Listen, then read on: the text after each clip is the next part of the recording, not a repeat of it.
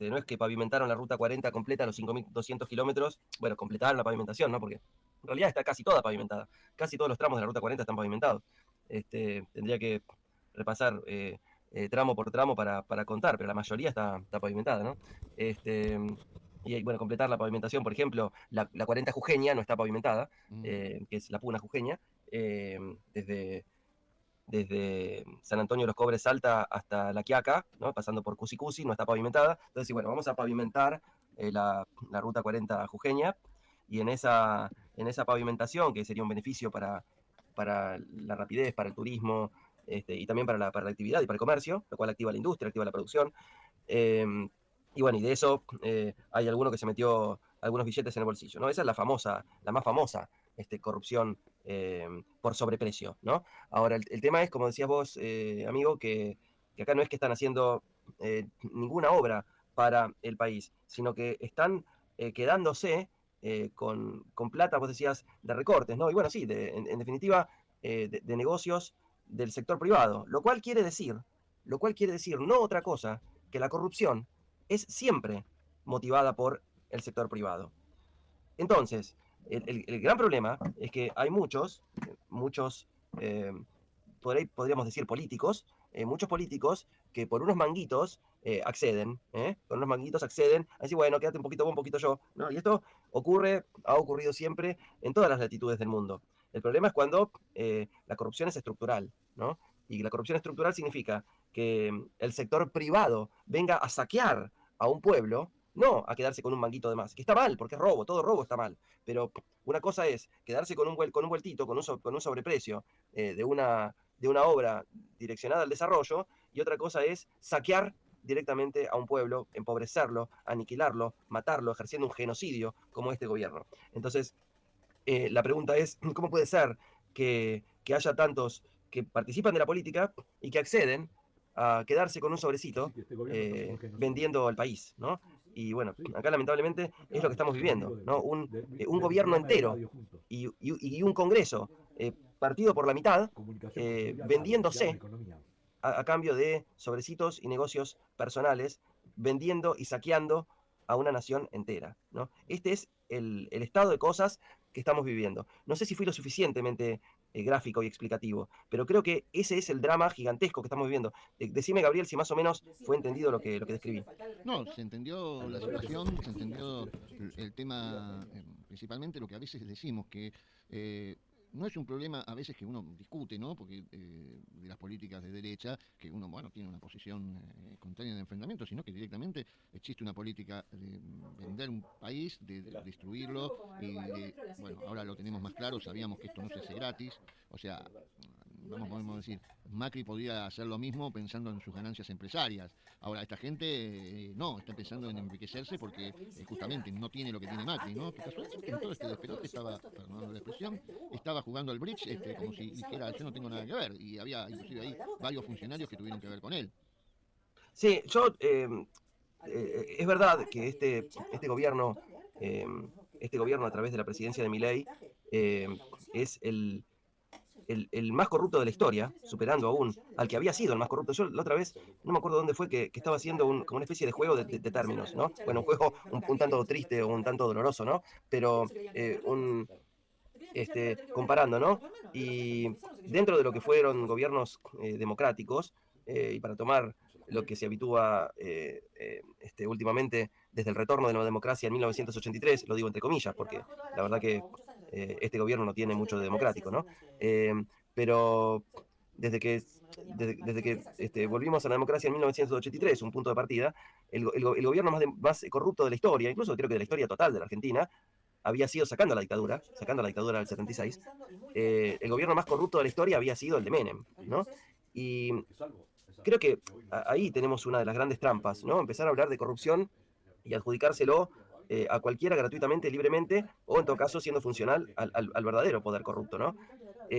Porque se acusó al gobierno kirchnerista de corrupto cuando fue el gobierno que más desendeudó a la Argentina en toda su historia, sin contar a Perón, ¿no? O sea, sin contar a Perón, a Juan Domingo Perón, el gobierno que más desendeudó a la Argentina en toda su historia fue el periodo kirchnerista 2003-2015, gobierno de Néstor Kirchner y Cristina Fernández de Kirchner, que además le devolvió al pueblo, a la clase trabajadora, poder adquisitivo, felicidad, inclusión social y además movilidad social ascendente y posibilidades de desarrollo que incluye haber generado una industria satelital de vanguardia en el mundo.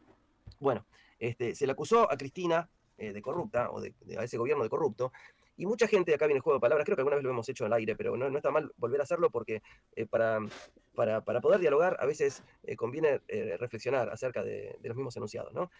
Para votar en contra de la corrupción, esa corrupción de Cristina, ¿no? La corrupción instalada de Cristina, Báez, López, toda quita de máquina en realidad al fin, ¿no? Pero para votar en contra de la corrupción, votaron al tipo más corrupto de la historia de la humanidad, Mauricio Macri. Y tuvo una falla Mauricio Macri como gobierno, que no le pudo sacar el primer gobierno de gobierno corrupto a Menem, ¿no? El gobierno más corrupto de la historia siguió siendo el de Menem, pese a que a la persona más corrupta de la historia fue Macri, pero el gobierno más corrupto de la historia fue el de Menem. Bueno, Milei le ganó el primer puesto a Menem. Milei se consagra como el gobierno más corrupto de toda la historia de la humanidad. Entonces, en ese escenario estamos hablando, y que incluye venta de la patria, enajenación del patrimonio nacional, que incluye destrucción. Hablaba Milei, el presidente, que si fuese verdad que la gente no llega a fin de mes, estaríamos caminando entre cadáveres. Y realmente sí es cierto que estamos caminando entre cadáveres, porque hay 13.000 empresas que cerraron, hay un aumento de locales vacíos de un 40%, hay un aumento del desempleo de 250.000 puestos, hay cadáveres, y encima hay cadáveres que generó este gobierno, hay un genocidio por la no entrega de alimentos que ya estaban comprados por el gobierno anterior, por la no entrega de medicamentos a los jubilados, de medicamentos a los enfermos de cáncer, e incluso de medicamentos para tratamientos paliativos. Entonces, sí que hay cadáveres, y sí que hay tortura, y sí que hay gente que se muere durmiendo en la calle. A mí me han contado una persona con la que siempre me saludaba, un pibe que dormía en la manzana donde yo vivo, y bueno, una persona en situación de calle. Y me contaron, ¿sabés qué tal? Falleció congelado en la época de mucho frío hace un mes atrás. Entonces, sí, lo que pasa es que obviamente no dejaron su cadáver en la calle. Es muy feo lo que estoy contando, pero es mentira que no están los cadáveres. Están los cadáveres de las personas, están los cadáveres de las empresas, están los cadáveres de los puestos de trabajo, están los cadáveres del endeudamiento de las familias argentinas para poder comer, están los cadáveres de que mucha gente, muchos niños se van a dormir sin comer. Eso no es un cadáver porque no se murió, pero eso no es vida tampoco. Bueno, todo eso es lo que está pasando, y tenemos un presidente que encima se ríe en la cara del conjunto del pueblo argentino y nadie hace nada. ¿Y vos tenés un poco de estornudo, de alergia, o te estás resfriando, Julián? No sé, pero bueno.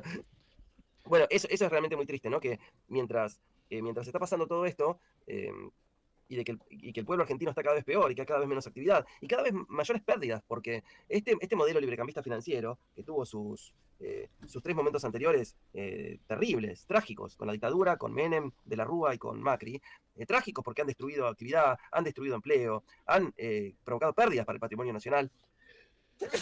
Perdón. Y eso no es el mate, para los que te enseñaron. Para los que te enseñaron que el mate, que hacía ruido raro, esto no es el mate. Esto es el comienzo, que está viendo un poco de sol, me parece, y que está viniendo hay como una pequeña primavera anticipada, entonces tenemos más polen volando que en otros momentos. Por lo menos pareciera, o más polvillo, no sabría decirte, pero este sol que tenemos, por lo menos aquí estás muy, muy soleado, pienso que allí en tu casa también, este sol está provocando una especie de primavera anticipada, ¿no? Sí, además la temperatura está muy linda, muy agradable, pero lo que no es agradable, vuelvo, ¿no? Porque el análisis económico, social y político que estamos haciendo me parece importante no discontinuarlo, ¿no? Bueno, esto que estamos viviendo realmente es catastrófico, porque encima tenemos un presidente que se nos ríe en la cara. Yo no sé, la verdad que no lo sé, si es porque está loco, si es porque es empleado del poder y hace exactamente lo que le dicen y no le importa nada, si el tipo está tan resentido con la vida por lo mal que la pasó, por todo lo que sufrió la vida, porque es una persona que ha sufrido mucho la vida. Pero bueno, ¿no? Es una persona que tiene todos esos traumas, todos esos padecimientos psíquicos, no puede estar al mando de un país, ¿no? Bueno, yo no sé cuál es la causa, pero en concreto el tipo se ríe en la cara de los argentinos, ¿no? Entonces, ¿cómo puede ser que cerca del 40% de la población argentina todavía lo siga avalando, defendiendo, solamente porque odia al peronismo? Entonces, volvemos a una de las preguntas que muchas veces hice, ¿no? Y que tiene que ver con esta enfermedad, ¿no? Que es antiperonismo, ¿no? Que tiene que ver con una instalación de un odio, de un desprecio, de un rechazo al peronismo, que lo fundamentan de cualquier forma, ¿no? Te han enseñado que el peronismo quiere a la gente estúpida porque solamente los estúpidos votan populismo. Y la verdad es que desde el regreso a la democracia, no me acuerdo exacto los números, pero yo lo tengo en un artículo publicado que ayer lo vi en la facultad conversando con los alumnos, pero más o menos es así. El gobierno de Alfonsín creó 90 escuelas. El gobierno de Menem creó 10 escuelas. El gobierno de la Rúa, 0. El periodo kirchnerista, 1.800 escuelas.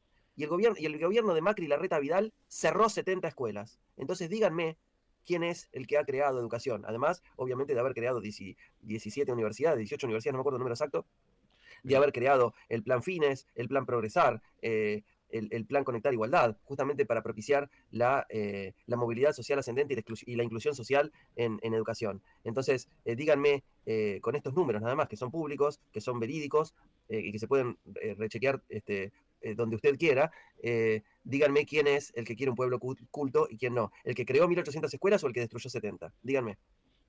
muy bien, Julián. Muchísimas gracias por tu columna, tu presencia aquí en Desarmando la Mañana de este miércoles. Bueno, pensemos que en algún momento puedas tomarte alguna licencia de los trabajos o lo que tengas y puedas estar personalmente.